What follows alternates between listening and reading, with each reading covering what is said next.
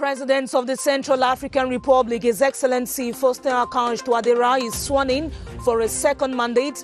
Prime Minister Joseph John Gote represents President Paul Biya at the inaugural as Cameroon celebrates strong ties with the brotherly nation. The Indomitable Lions of Cameroon clash with Amavubi of Rwanda tonight in a Day 6 match of the African Nations Cup qualifier at the Japoma Stadium in Douala. The team is poised for victory. The North Regional Council is bereaved. Its pioneer president, Alim Bukar, passes on barely months after his installation, leaving the political class in the region in consternation and reminiscence of his unaccomplished development agenda. Good evening and thanks for joining us. Those were the headlines of our bilingual news. Good evening, Adele. Bonsoir, Esther. Mesdames, Messieurs, bonsoir et bienvenue à cette édition bilingue du journal. C'était une belle cérémonie ce mardi au palais de l'Assemblée nationale à Bangui. La prestation de serment du président centrafricain réélu, Faustin Archange Touadéra. Une cérémonie qui a drainé du beau monde de nombreux chefs d'État et de gouvernement triés sur le volet, au rang desquels le représentant personnel du chef de l'État, son Excellence Paul Biya, c'était le Premier ministre chef du gouvernement, Joseph John Gote.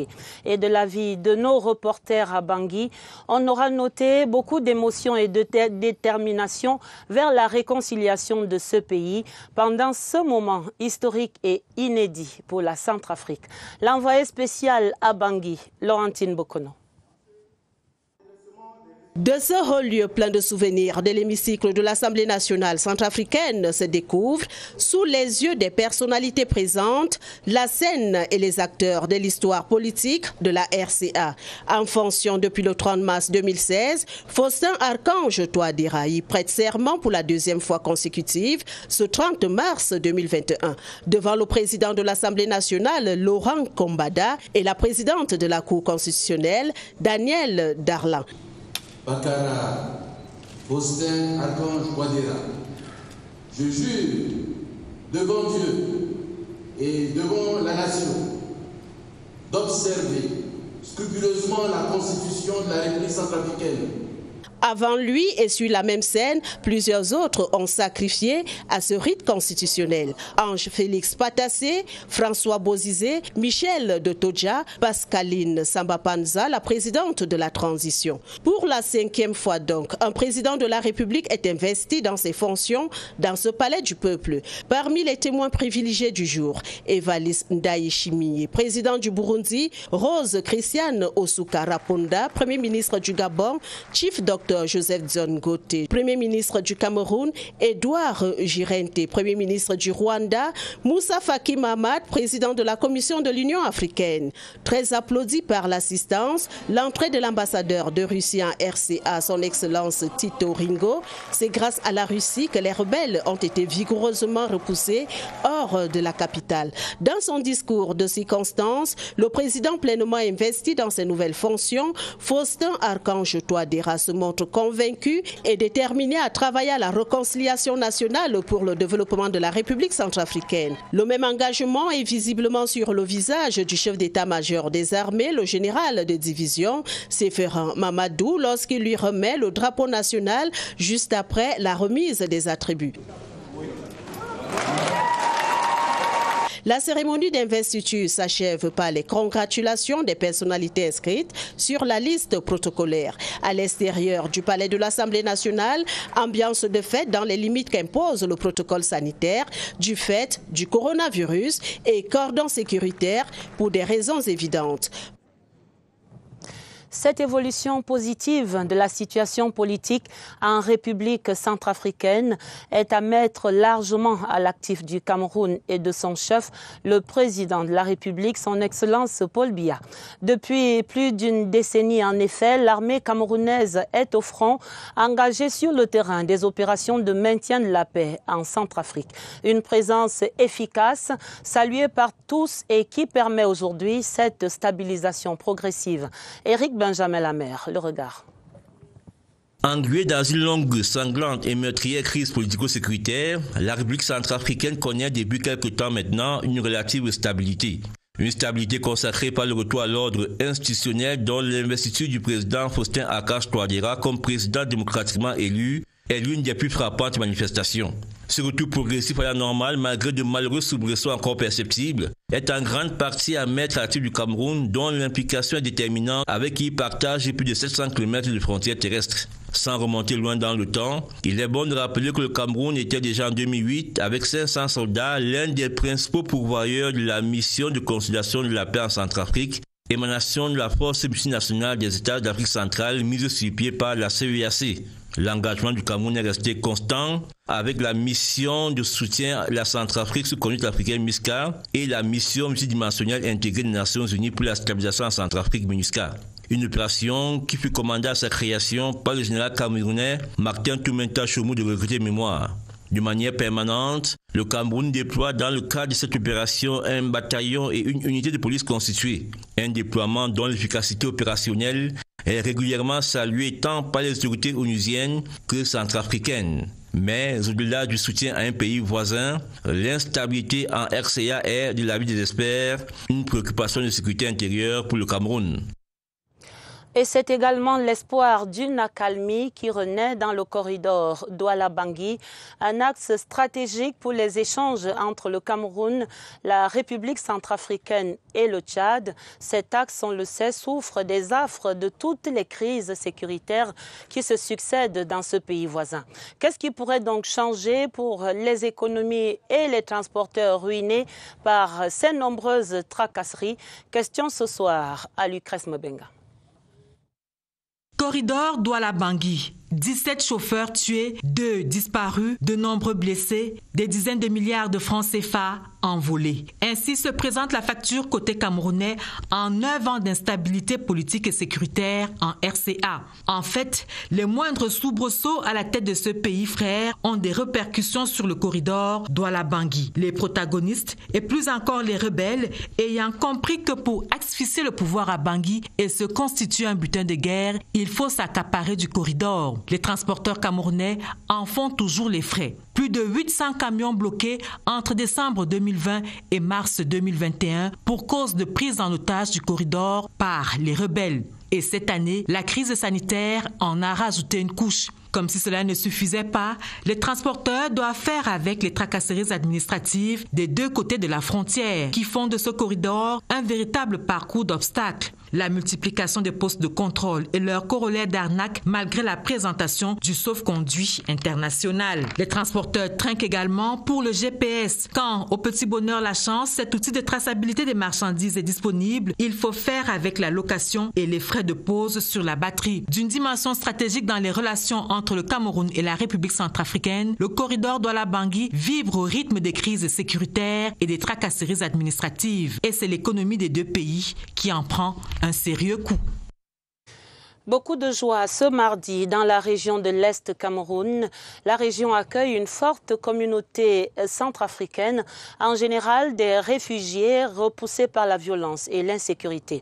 Et cette prestation de serment du président Touadéra suscite donc beaucoup d'espoir parmi ces Centrafricains pour un retour à la normale à Bangui. Leur réaction compilée dans ce reportage de Elvis Nguimaison à Bertois. Allô? Amadou Saoudouna, président de la communauté centrafricaine de Bertois, ne quitte pas des yeux son téléphone depuis le début de la journée. Il veut être au fait des derniers développements de la cérémonie de prestation des serments du président Faustin Archange Touadéra. Je suis en contact avec mes compatriotes à Bangui. On partage les idées et on montre aussi comment on manifeste notre joie ici. Des dames réfugiées centrafricaines, elles aussi, se sont mobilisées sous la bannière de leur parti, le MCU, Mouvement Cœur Uni, parti qui a porté à la victoire le président Touadéra. Il doit rester au pouvoir pour arranger le pays, pour arrêter la guerre. Il a quand même maîtrisé. La paix commence à venir en Centrafrique. Donc on est très fiers. On veut qu'il doit continuer à travailler comme ça jusqu'à pour que la paix revienne en Centrafrique. L'appel au dialogue revient dans toutes leurs conversations. Comme on est restés frères et sœurs, je n'aime pas que l'affaire de religion encore, ça vienne comme des moments. Les frères et sœurs chrétiens musulmans, il faut que ça finisse. Des dizaines de milliers de Centrafricains qui ont trouvé à l'Est Cameroun une terre d'accueil espèrent que leur chef d'État continuera de s'abreuver à la source du sage africain qu'est le président Paul Biya. Le président Touadéra, il part conseiller à M. Paul Biya, il gérait le Centrafrique. Les réfugiés centrafricains rencontrés à l'Est émettent le vœu de voir les sirènes du mal et de la division s'éloigner une fois pour toutes du ciel de la RCA. President Paul Biya has been represented at the investiture of the President of the Central African Republic, His Excellency Faustin Archange Touadéra. Prime Minister Joseph John Goethe was at the inaugural ceremony today, where the Central African President took the commitment to improve security, strengthen national unity and to develop his country's economy. Christian Chiatam is on special assignment to Bangui and now reports. Only a select few had access to the hemicycle where President Faustin Archange Touadéra took the oath of office. President Paul Biya was personally represented by Prime Minister Joseph John Goethe. He figured alongside dignitaries like the President of Burundi, Evariste Ndayishimiye, the Prime Ministers of Gabon and Rwanda, as well as representatives of leaders and institutions from across the world. It was in a hall lavishly decorated with the bright colors of the Central African flag that President Faustin Archange Touadéra took the oath of office for his second mandate. Bakara Faustin Archange Touadéra, je jure devant Dieu et devant la nation d'observer scrupuleusement la Constitution de la République centrafricaine.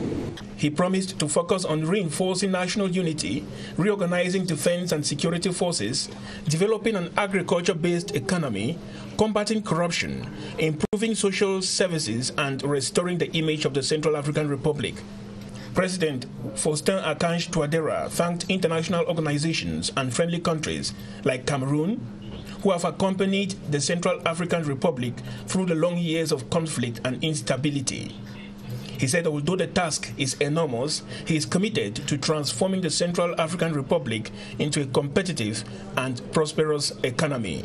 He said the fight against impunity and a free justice system will pave the way for greater stability in the country.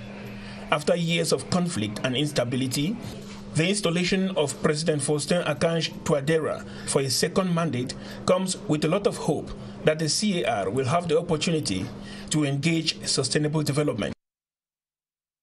Has for several decades played a preponderant role in resolving the security crisis rocking the neighboring country, the Central African Republic. Several contingents of the peacekeeping mission have been deployed to the country with commendable grounds covered both at the strategic, operational and tactical levels. Constantine Bom revisits Cameroon's contribution with the United Nations and the African Union in the Central African Republic. Thanks to the professionalism of Cameroon's military and security forces in peacekeeping operations, either at the strategic, operational and tactical levels, the Central African Republic has been able to move on. It dates as far back as February 8, 1999, when the government of Cameroon placed at the disposal of the UN mission in Central African Republic a staff for the training of civilian police. Then came 2008, which was very remarkable as Cameroon was alongside other economic community of Central African states for peace-building mission, a contingent of 107 people in addition to 4 staff officers, 12 support staff and a chief of staff were from Cameroon. And since June 2013, Cameroon still sent 517 soldiers and 320 policemen, giving a total of 837 elements. Then came the United Nations multi-dimensional integrated mission. 7 contingents of Cameroon's security and defense forces have been sent for peacekeeping mission. Out of the 11,200 UN peacekeepers, Cameroon has alone provided 1,150. 750 of them are soldiers, 280 of the National Gendarmerie, and others are military observers and the police. This has earned the country the position of the commander of MINUSCA. The Douala-Bangui corridor linking Cameroon and the Central African Republic is a strategic passage as 90% of goods destined for both nations are transported through the route. This has prompted a considerable rise in security challenges which hamper the free movement of goods and services. Economic experts hold that the review of penalties for illegal parking on the stretch and the hiring of containers is an imperative. Clarice Aritakan reports. Billions of CFA francs in merchandise transit through the Douala-Bangui corridor annually, with truck traffic estimated at 5,000. Over 95% of goods bound for the Central African Republic make the 1,500-kilometer journey from the Douala seaport each year. Little wonder, therefore, that security worries in the neighboring country, which kept over 800 drivers grounded in Garabulai for 3 months, required immediate action. Inactivity on both sides of the border cost hundreds of millions of CFA francs in losses. While the issue has been addressed to ensure the safety of people and goods with the contribution of security forces, others have been raised. They include fines for the hiring of containers, parking charges, and suspending the placing of tracking devices on trucks. A middle ground was found and the transport tariff reviewed. However, the stakes remain high for free movement along the Douala-Bangui corridor, as the desire is to see a permanent peace agenda enforced in the Central African Republic, while portions of land transport infrastructure are under construction. Like observers remark, unless the transport route is made safe for persons and goods, business will not be as good as hoped.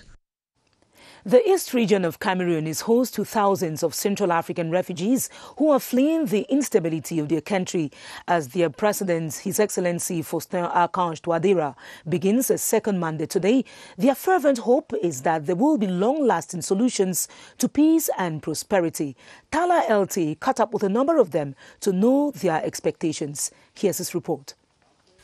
64-year-old Alaji Sali recalls with nostalgia life in his native Central African Republic before he was forced to flee to Cameroon 17 years ago because of an unprecedented wave of violence caused by Francois Bozizé's ascension to power. Today, his fervent wish is that the newly elected Faustin Archange Touadéra brings peace and stability to the war-torn country. We would like President Touadéra to take counsel from President Paul Biya on how to better manage the Central African Republic. Amadou Sadaouna, president of the Central African Community in the East, has since the early hours of Tuesday morning been in contact with his brothers in Bangui. He is eager to know how the swearing-in ceremony is unfolding.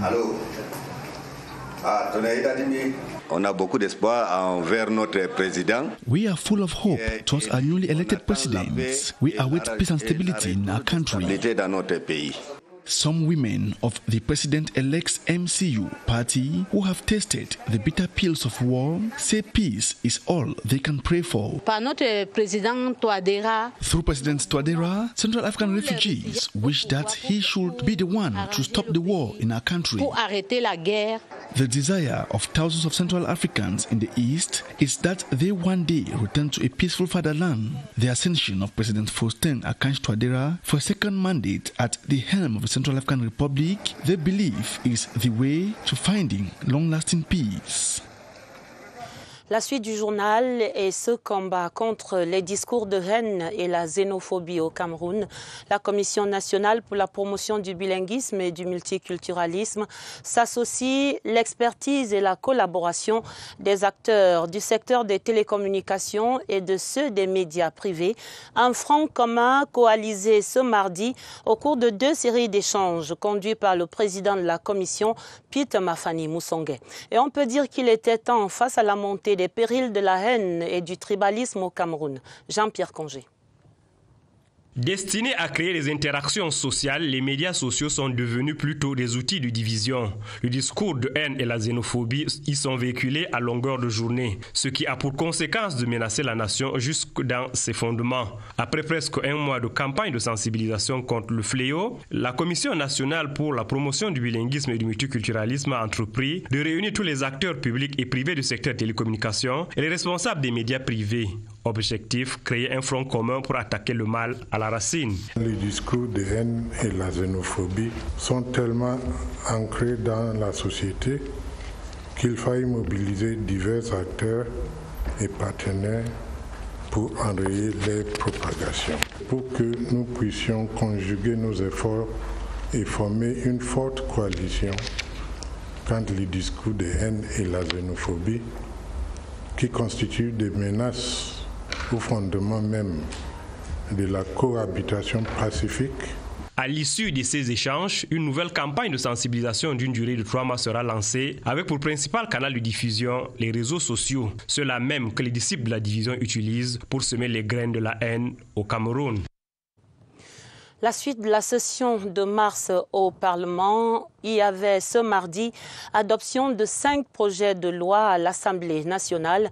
Les débats présidés en plénière par le chef de la Chambre, Kavaye Djibril, ont porté sur les accords d'extradition entre le Cameroun et le Brésil et les droits des personnes handicapées, entre autres.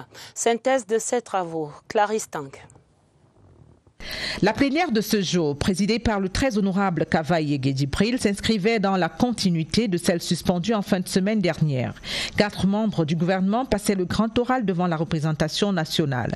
Le ministre d'État, ministre de la Justice, garde des Sceaux, Laurent Esso, a apporté des éléments de réponse relatifs au transfèrement des personnes condamnées à une peine privative de liberté et à l'extradition. Il est très important de signaler que le transfèrement sera refusé si ce transfèrement peut être préjudiciable à la souveraineté, à la sécurité ou à tout autre intérêt essentiel de l'état de condamnation ou tout simplement peut être contraire aux lois de l'état de condamnation.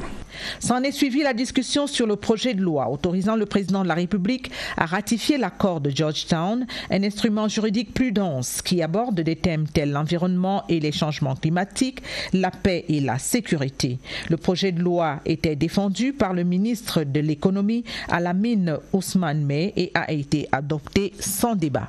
Également adopté le projet de loi défendu par le ministre Pauline Irène Guéné, projet de loi autorisant le président de la République à ratifier le traité de Marrakech visant à faciliter l'accès des personnes non et malvoyantes aux textes imprimés et autres œuvres publiées, et celui défendu par le ministre Félix Mbayou autorisant le chef de l'État à ratifier l'accord de coopération entre le Cameroun et les Émirats arabes unis relatif à la facilitation d'obtention de visa.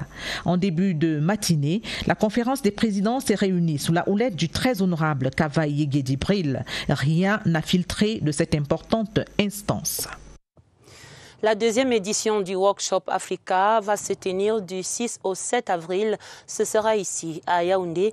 Les organisateurs de cette rencontre, en partenariat avec l'initiative baptisée 100 villes pour la paix, étaient donc ce mardi à la rencontre des responsables des communes et villes unies du Cameroun, les CVUC, qui saluent l'organisation de ce moment d'échange d'envergure internationale, dont l'objectif est de favoriser le développement des communautés à la base.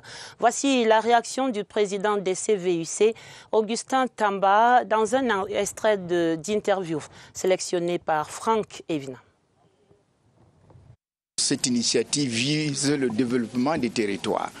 La vocation des CVUC, c'est de faire la promotion des territoires. C'est d'ailleurs pour ça que nous avons mis en mouvement un plan de marketing territorial qui doit être vendu, et je crois que c'est de larges opportunités qui s'offrent à nous de manifester l'intérêt très prononcé pour les communes et villes unies du Cameroun pour développer nos territoires, pour développer nos communes à travers la mise en place des partenariats multiformes, pour la mise en place des projets à valeur ajoutée, pour que nous puissions avoir ce qu'on appelle vulgairement chez nous les communes de production. Les communes devraient devenir aujourd'hui des leviers de développement et des moteurs de croissance.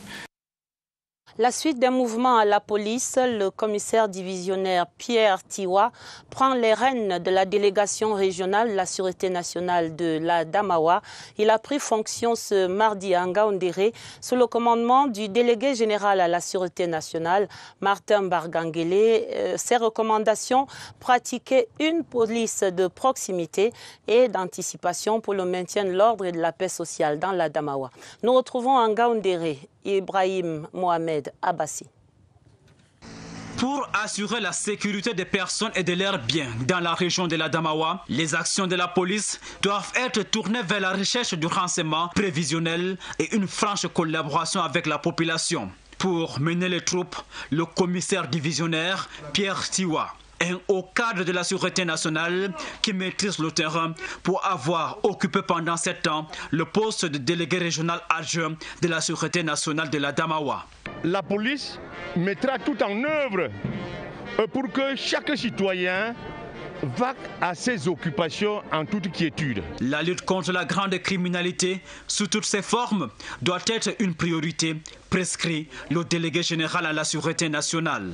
Le vol du bétail, les enlèvements des personnes, les cambriolages des wagons de train, le phénomène vécu des coupeurs de route, l'immigration clandestine, les agressions des usagers et même des conducteurs de motos à usage de taxi.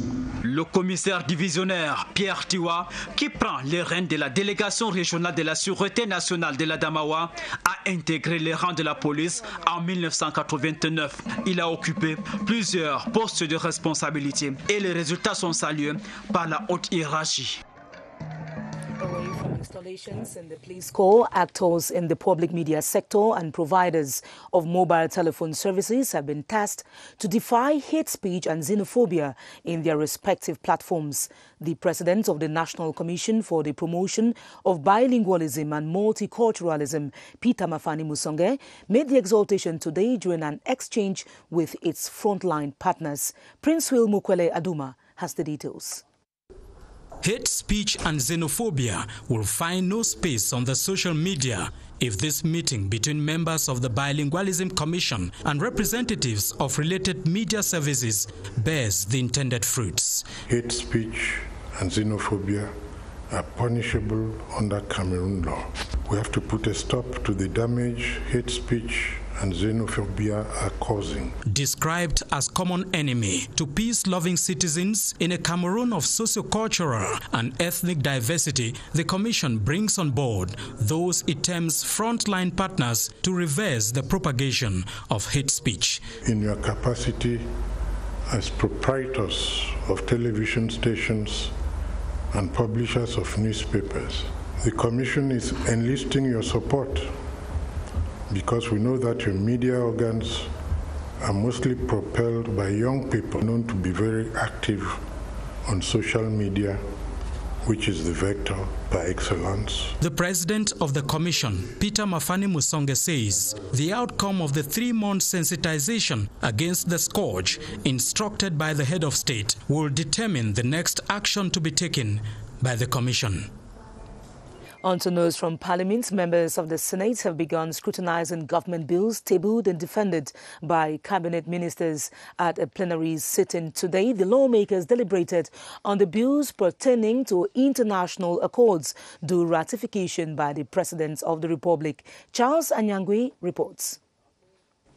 It was during this plenary sitting that the 3 bills already adopted at the National Assembly were presented before the entire upper house for adoption by Senate President Maxey Nyat-Njifenji. 2 of the bills dealing with the Military Framework Agreement and military training cooperation between Cameroon and Turkey were dispatched to the Foreign Affairs Committee. The minister delegate at the presidency in charge of defense, Joseph Betty Asomo, defended the bill, stating that Cameroon stands to benefit from Turkey's cutting-edge defense industry, which competes with Cameroon's traditional partners. He added that the framework agreement specifies the military cooperation and will promote military intelligence sharing, logistic cooperation, and military operations other than war, amongst others. For his part, the Minister of the Economy, Alamin Ousmane May, defended the 3rd bill dispatched to the Finance and Budget Committee. The bill on the ordinance to extend the effects of the Cameroon-European Union Economic Partnership Agreement to the United Kingdom and Northern Ireland seeks to ensure continuity in trade relations between Cameroon and the UK following the exit of Great Britain from the European Union. Alamin Ousmane May stated that the ratification of the ordinance will help to stabilize trade links between Cameroon, the UK, and the European Union.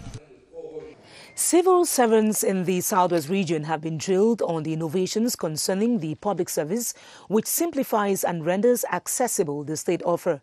The Minister of Public Service and Administrative Reform, Joseph Lay, at a working visit to Buea, reiterated that with a no dispensation, civil servants do not have to travel to Yaoundé for the follow-up of their files. Henley Mekare picks up that story from Buea.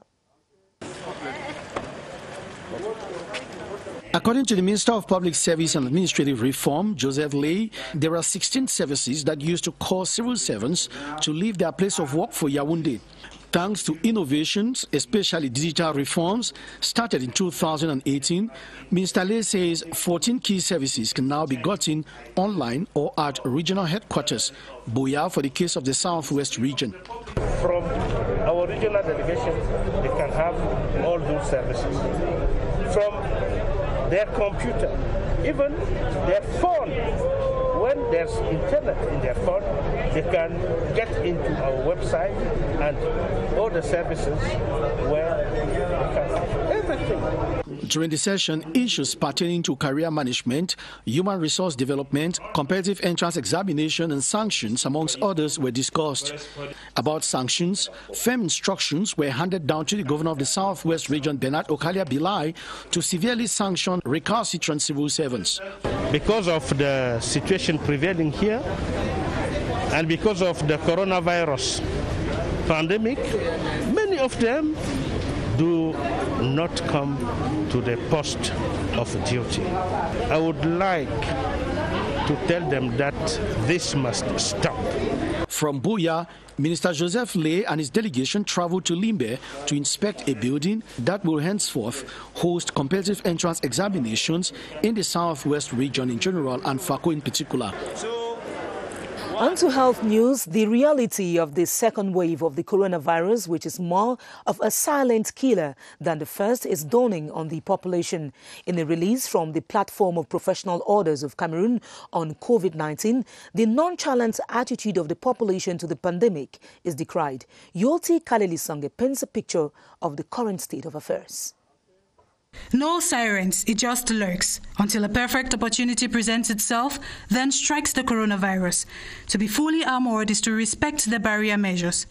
Nightclubs and similar hangouts are crowded. Every weekend we attend funerals and weddings without wearing face masks or respecting physical distancing. Such irresponsible behavior favors the acceleration of the transmission of the virus, which claims lives, sometimes all from the same family. This second wave seemed to be more violent than the first. Yet the population remains in denial and have no regard for simple barrier measures prescribed by government. The communication of the Platform of Professional Orders on COVID-19 in Cameroon is clear. The new strain is more deadly.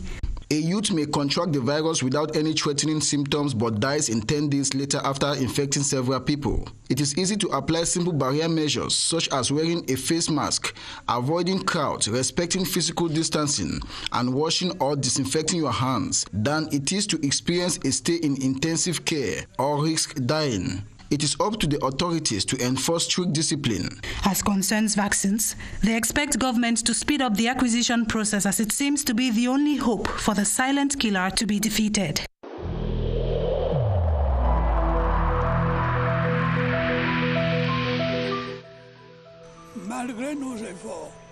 Despite our efforts, COVID-19 plunged many families into mourning and seriously hampered the functioning of our economy and society.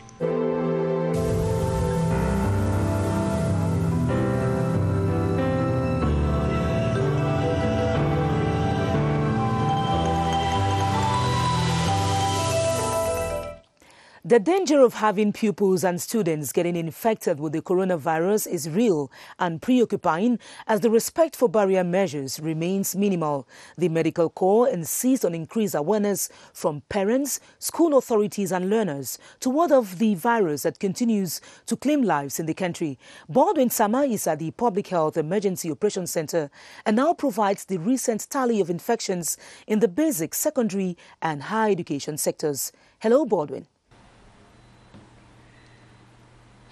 Good evening to you, Esther Kima. The figures are alarming and they are at the same time very disturbing as far as screening in the basic, secondary and higher education sectors in the country is concerned, because as per the latest statistics put at our disposal at the level of the Public Health Emergency Operations Center, at the level of the basic and secondary education centers, within the last weeks, they have been able to screen over 24,709 students, both in the basic and secondary education sectors in Cameroon. And out of these over 24,000 student screens, we have had over 190 of them tested positive for COVID-19, with a positive rate that stands at 0.8% so far, which as far as the secondary and basic education sectors in the country are concerned. Now, talking about the higher education sector, within the last weeks, they have screened over 67,761 students in the different universities and institutions of higher learning in Cameroon, with 1,881 confirmed cases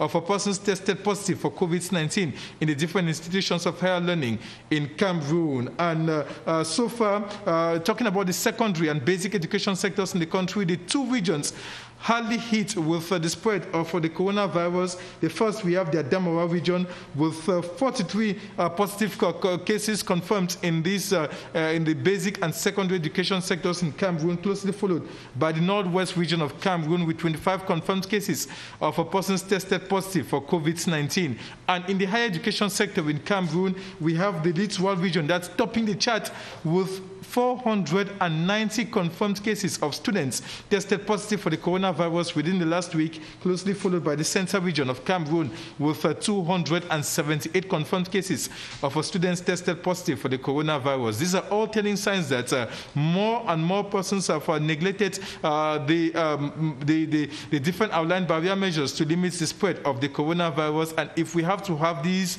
figures decrease, there should be a systematic respect of the different outlined barrier measures to limit the spread of the coronavirus in Cameroon. Back to you. Thanks very much, Baldwin, for those figures on the rate of infections in the school milieu. And we continue with the raising of COVID-19 awareness. Adele. Tout à fait, Esta, et c'est l'appel des ordres professionnels de la santé, ces spécialistes de la santé publique qui appellent donc à plus de rigueur et de vigilance face à la résurgence du coronavirus. L'ordre des médecins, l'ordre des pharmaciens, l'ordre des odontostomatologistes et des syndicats de la santé donnaient ensemble un point de presse vendredi où prenaient différemment la parole pour soutenir les actions du gouvernement et pour sensibiliser les populations sur les dangers du non-respect des mesures barrières contre le Covid-19. Irène Janafouda. Les professionnels de la santé sortent de leurs réserves pour donner les leçons à bien assimiler au moment où le coronavirus reprend du poil de la bête. Leur langue se délie sur la plateforme des ordres professionnels pour tirer à boulet rouge sur les populations qui passent outre les gestes et mesures barrières édictés par le gouvernement. L'ordre des médecins, l'ordre des pharmaciens et l'ordre des odontostomatologistes s'inscrivent en faux contre ces pratiques et invitent les uns et les autres à contrer le vent de l'insouciance qui souffle sur le pays. L'autre volet de la communication montre la menace de la deuxième vague qui plane au-dessus de nous avec de nouveaux variants qui tuent à petit feu. De commun accord avec le gouvernement, tous ceux qui tiennent les rênes de ces ordres professionnels disent tout le bien qu'ils pensent de la prévention qui passe par la vaccination. Et les efforts du Cameroun consentis dans ce sens sont louables. La communication de la plateforme des ordres professionnels retentit donc comme un effort de guerre contre l'ennemi commun qu'il faut abattre en unissant nos forces. L'autre actualité, c'est celle des acteurs du secteur privé, de la société civile et des administrations qui se concertaient ce mardi pour des avancées au sein des accords de partenariat volontaire en matière de réglementation forestière, de la gouvernance et des échanges commerciaux. C'était la 13e session de ce comité national consacré ce mardi à la présentation des nouvelles grilles de légalité de ces accords. Le compte rendu de ces travaux, Caroline Ouetté. Le processus de révision des grilles de légalité au Cameroun en matière d'exploitation du bois date de 2018. En 2014 déjà, au cours de l'audit des titres, le constat avait été fait. Aucun titre valide concernant les vérificateurs n'était présent dans toutes les structures. Il y avait des titres d'exploitation ou des sources d'approvisionnement qui n'étaient pas couverts. Nous avons également identifié qu'il y avait certains vides juridiques. À cela, on a fait des propositions de texte. Il y était question de maintenir les exigences légales au même niveau et proposer des mesures pour combler ces vides. On est satisfait. Il y a un certain nombre de recommandations que nous avons formulées qui ont été prises en compte, notamment la recommandation sur les ARB, les autorisations de récupération du bois. Sur 12 grilles existantes, 6 ont été révisées avec à la clé l'attestation de non-redevance qui sera applicable aux petits exploitants du bois comme les menuisiers et les artisans en lieu et place de l'impôt libératoire en vigueur. La phase de digitalisation du secteur agro-pastoral est au centre d'un séminaire de 2 jours ouvert depuis hier lundi à Yaoundé. Le ministre des Postes et Télécommunications, Minette Libom-Liliken, était accompagné des experts des ministères de l'Agriculture, de l'Élevage et de l'Économie pour la conduite de ce séminaire. Objectif de ces travaux, Irène Ndjanafouda, une fois de plus. Le Cameroun prend l'élan pour réussir le saut qualitatif qui va l'amener à franchir la barre de la transformation digitale.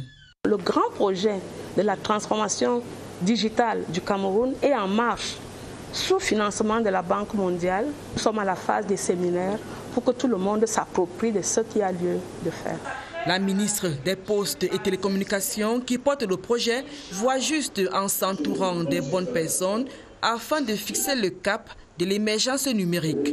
Le séminaire qui les réunit en visioconférence début de semaine clique sur des projets agricoles en vue d'activer leur éclosion numérique. L'agriculture a un rôle important. Il faut convaincre tout le monde que quand on introduit les TIC, le rendement est boosté. Et quand tout le monde sera convaincu, la mise en œuvre sera un peu plus facile. L'implémentation des solutions numériques dans le secteur agricole permet donc de donner un coup d'accélérateur au projet de transformation digitale pour qu'il passe à la vitesse supérieure. Une synergie en émergence pour les régulateurs du Cameroun. La première assemblée générale constitutive des directeurs généraux des agences de régulation se tenait en fin de semaine dernière à Yaoundé. Des travaux présidés par le directeur général de l'autorité portuaire nationale, José Yumba. L'objectif est de mutualiser les actions pour plus de performances chez ces régulateurs de tous les secteurs d'activité. Ariel Olivia Moboy de CRTV Centre. Il est question au cours de cette première assemblée générale constitutive des directeurs généraux des agences de régulation du Cameroun de poser les jalons d'une nouvelle aventure à travers l'adoption des textes fondateurs du Forum des institutions de régulation du Cameroun en temps d'EFIC. L'objectif visé étant le renforcement mutuel des capacités en vue de bonifier l'expertise des régulateurs, l'harmonisation des politiques publiques en matière de régulation et la promotion des relations solides avec le gouvernement et les autres parties prenantes au développement socio-économique du Cameroun. Une opportunité qui tombe à pic pour ses dirigeants. Les secteurs qui sont régulés actuellement et où le régulateur s'occupe tout simplement d'un certain nombre d'avis, mais n'intervient pas pour sanctionner, par exemple, quand on aimerait bien avoir des régulateurs suffisamment puissants pour pouvoir constater, mais également amener les opérateurs à satisfaire les besoins des consommateurs. Cette plateforme des sociétés de régulation entend porter le pays vers l'émergence, ceci en permettant au gouvernement de disposer d'un programme d'évaluation et de suivi du domaine de la régulation. Les actions concrètes, c'est déjà une harmonisation au niveau des actions à mener dans les différents secteurs régulés, parce qu'aujourd'hui, ce n'est pas le cas. Et deuxièmement, il y aura une sorte de change d'expérience, mais aussi une mutualisation de ce qui est fait dans les différents secteurs. L'idée de créer un forum regroupant des institutions en charge de la régulation est née en juin 2015 en Afrique du Sud par les directeurs généraux de l'ARCEL et de l'ARNP à marge des travaux de la 12e conférence annuelle. À ce jour, plusieurs sociétés enrichissent leurs contributions à l'instar de l'ART, l'ARCEL, l'ARNP, la CSPH, l'ANTIC, la CCAA, la DGD, l'APN, la NOR et l'ANRP. Une synergie qui entend tirer profit des avantages qui s'offrent à elle. Nous vous le disions en titre, la région du Nord est en deuil. Halim Boucar, le tout premier président du conseil régional, est décédé hier lundi ici à Yaoundé des suites de maladie. Il était élu le 22 décembre, il y a seulement 3 mois, qu'il aura donc passé à la tête de cette collectivité territoriale décentralisée. Halim Boucar quitte la scène politique à l'âge de 60 ans. Et dans le Nord, les populations rendent hommage à un acteur du développement qui s'est illustré très rapidement par son engagement et sa loyauté. Claver Pascal Ndanga, évocation à Garoua. Onde de choc au domicile familial au quartier Coléré à Garoua. Le décès du président du conseil régional du Nord, Halim Boucar, plonge la région dans une profonde tristesse et la consternation. C'est comme si on avait décapité le conseil régional. C'est à la fois pénible, douloureux. Porté à la tête du Conseil régional du Nord le 22 décembre 2020, le haut fonctionnaire de la douane camerounaise s'est très vite mis à l'œuvre pour répondre aux aspirations profondes des populations. Pour les acteurs de tous bords, la région du Nord perd un artisan du développement. Il avait de très grandes ambitions pour la région du Nord. Nous avons beaucoup échangé. Il avait de très grandes ambitions, mais malheureusement, le destin a décidé autrement. Une immense perte également au sein du RDPC, où il a longtemps servi en qualité de chargé de mission. Le RDPC perd un de ses fervents militants, un responsable, un combattant, quelqu'un qui a fait ses preuves sur le terrain, aussi bien administratif que politique. Halim Boucar quitte la scène à l'âge de 60 ans au moment où le Conseil régional du Nord, qu'il affectionnait tant, imprime progressivement ses marques. Nécrologie encore et ses condoléances du président de la République du Cameroun, son Excellence Paul Biya, à son Excellence Andry Rajoelina, le président de la République de Madagascar à Antananarivo. Le président de la République écrit « Monsieur le Président et chers frères, j'ai appris la triste nouvelle du décès de Monsieur Didier Ratsiraka, ancien président de la République de Madagascar, survenu à Antananarivo. Je salue la mémoire du grand homme d'État qu'il fut. Avec sa disparition, Madagascar perd un éminent patriote et notre continent un panafricaniste convaincu. Je vous adresse en cette douloureuse circonstance, ainsi qu'à sa famille, à votre gouvernement et au peuple malgache endeuillé, mes sincères condoléances. Veuillez agréer, Monsieur le Président et chers frères, les assurances renouvelées de ma très haute considération. L'ouverture de la page des sports et cette lettre de félicitations du président de la République, son Excellence Paul Biya, adressée à M. Francis Ngannou, champion du monde de poids lourd de Mixed Martial Arts, sous couvert de Monsieur le ministre des Sports et de l'Éducation physique à Yaoundé. Le chef de l'État écrit « Monsieur, j'ai appris avec plaisir votre brillante victoire lors du championnat du monde de Mixed Martial Arts, catégorie poids lourd, organisé à Las Vegas. Je vous adresse mes sincères félicitations pour la performance sportive mémorable que vous avez réalisée en demeurant sur le sol américain le premier Africain à remporter la ceinture de cette compétition. Grâce à votre nouveau statut de champion du monde, vous avez hissé au plus haut niveau le drapeau du Cameroun. En outre, vous appartenez désormais au cercle des illustres athlètes camerounais qui font la fierté de leur pays à travers le monde.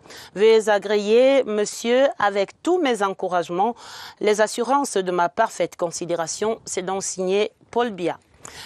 La suite des sports, Esther. We continue talking about sports. A mission of the African Handball Confederation is in Cameroon to inspect sports infrastructure and lodging facilities ahead of the 2021 Women African Handball Cup of Nations. Cameroon is expected to host the games from June 10 to 20 this year, with 12 teams participating. Romeo Kenny has the details. The Yaoundé Multipurpose Sports Complex will host some games of the handball competition. A tour in its inner bowl, corridors and other compartments of the edifice illustrates the Confederation's readiness for a successful organization. At the National Advanced School of Public Works, its gymnasium stands tall waiting for kickoff. The toilets and dressing rooms have been given a facelift, likewise the handball court. CAP officials also visited the gymnasium of the Yaoundé Omi Sports Stadium, likely to be used as a training facility. We are working on details right now, while hoping everything is set on D-Day. Emphasis is on anti-COVID-19 measures. We really appreciate the level of infrastructures Cameroon has provided for the competition. 3 hotels, amongst which the Yaoundé Montfebe and Relax, will accommodate the 12 participating nations. The president of the African Handball Confederation, Dr. Mansourou Aremu, is coordinating the fact-finding mission to Cameroon. The 2021 African Women Handball Cup of Nations will take place from June 10 to 20. Le Cameroun va abriter du 10 au 20 juin la Coupe d'Afrique des Nations de handball senior dames. Et sur le terrain de l'organisation, le compte à rebours est déjà lancé. Une délégation de la Confédération africaine de handball est à Yaoundé en tournée d'inspection. Principal centre d'intérêt ce mardi, c'était les installations sportives et hôtelières qui vont accueillir cet événement. Sur leur pas, notre reporter Georges Marcel Messila. Premier arrêt, le palais polyvalent des sports de Ouarda. C'est le cœur de ce 24e rendez-vous de tout le Gotha du handball continental. Ici, l'attention de la mission d'inspection est focalisée sur la salle de presse, les locaux administratifs et les aires de jeu. Les infrastructures annexes du stade Omisport de Yaoundé, dont les aires de jeu serviront de cadre d'entraînement aux 12 équipes attendues, et à l'École nationale des travaux publics, site retenu pour abriter quelques rencontres, sont également passés au peigne fin. En passant par les cours jusqu'aux différentes salles de commodité. Côté accueil, les 12 pays dont l'Angola tenant du titre qui prennent part à cette 24e Coupe d'Afrique des Nations et les officiels de la Confédération africaine de handball bénéficieront d'infrastructures hôtelières de qualité. Outre le Montfebe, l'organisation a prévu de réquisitionner 2 à 3 autres établissements de haut standing dans la ville de Yaoundé et Nkomotou. La délégation de la Confédération africaine de handball, menée par son président, le béninois Adolphe Aremu Mansourou, consacrera sa journée de mercredi à l'inspection du dispositif médical, dont le niveau de vigilance devra être renforcé pour mettre la compétition à l'abri du coronavirus. Et c'est bientôt la fin de ce journal, Esther. Il y avait dans le journal la prestation de serment du président réélu en République centrafricaine, Faustin Archange Touadéra, qui promet la réconciliation du pays. Le président de la République du Cameroun, son Excellence Paul Biya, était représenté à l'événement de Bangui par le Premier ministre chef du gouvernement, Joseph Dione Ngouté. On vous l'a dit en titre et c'était une promesse. Le match Lions indomptables Amavubi du Rwanda, c'est maintenant. On aurait dû aller à Douala pour avoir l'avant-scène et les avant-goûts de ce match qui se joue dans quelques 8 minutes maintenant. Vous allez le suivre en tout cas en direct de Japoma Douala sur CRTV et sur CRTV Sport and Entertainment. Le match, c'est dans quelques 8 minutes seulement, Esther. That's right.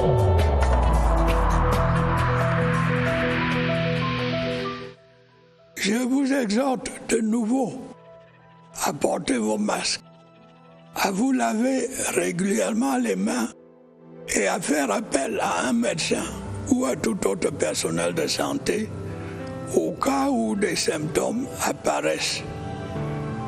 C'est le seul moyen de préserver les vies et de freiner la propagation du virus.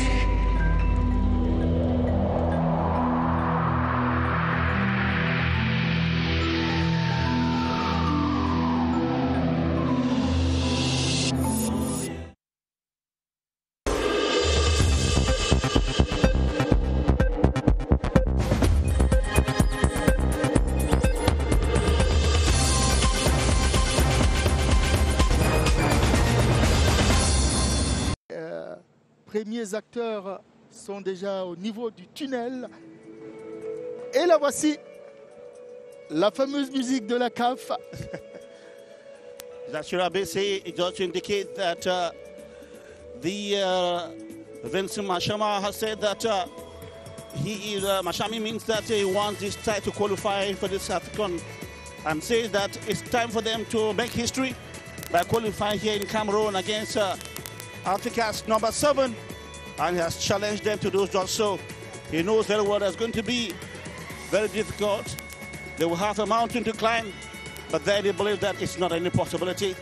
And the two teams are coming out of the tunnel onto the field of play. And Vincent Aboubakar leading the troop for Cameroon. And Olivier Kwizera leading the troop. Looking very active. Kwizera, who didn't play the game against Mozambique, and who will be playing today. He is a fine goalkeeper with a lot of agility and, of course, command in his post. And now the anthem of both teams beginning with Rwanda.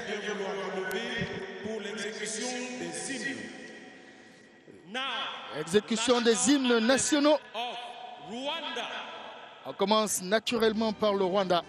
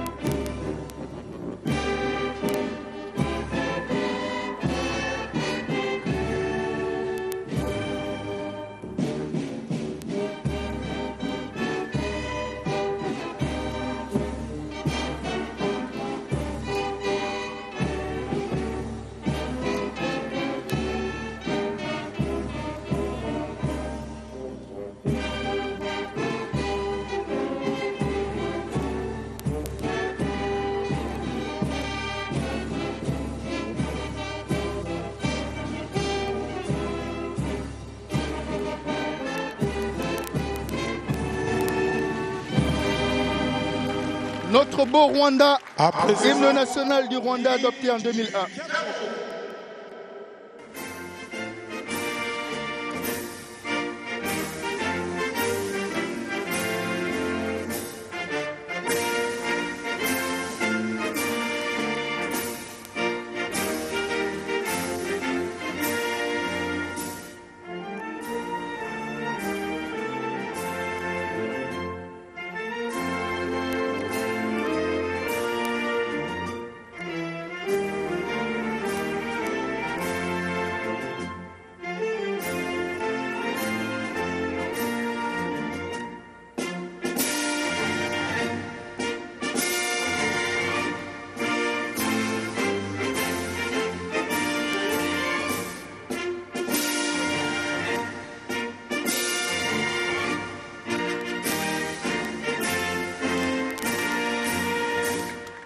Au Cameroun, berceau de nos ancêtres, le bel héritage de Samuel Mikio Bamba et René Djamafane, confié à la postérité. Dans quelques instants, place au spectacle, place aux joutes sportives entre les Lions indomptables du Cameroun et les Amavubi du Rwanda. Il faut éviter les piqûres de guêpes ce soir. Gideon. It will be curious to see how Vincent Mashami's game plan would work against the Indomitable Lions, who are very much known for their fighting spirit, especially back in their own backyard. The Lions may be very dangerous. And of course, as the Lions post now for posterity, of course, with one man inside the team, that is Miyapia Fongang, who is going to have the opportunity of his life in this very game, as Vincent Aboubakar, and of course the captain for the Rwandan team, Niyonzimana Haruna, towards the coin.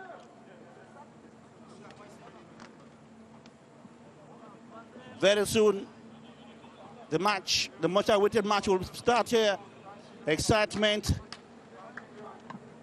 drama and suspense is suspected in such a game. The last time out, Cameroon beat Rwanda over there, but 1-0, thanks to a goal by Mumin Gamalo, who has scored 2 goals with the national football team of Cameroon, and both goals have been scored against Rwanda. Match dirigé ce soir par Mohamed Ali Moussa. Il est du Niger, avec comme assistant Mohamedou Yaya Gado du Niger et Abdulaziz Mokhtar Saleh, lui aussi du Niger. Une belle vue du banc de touche de la sélection nationale du Rwanda.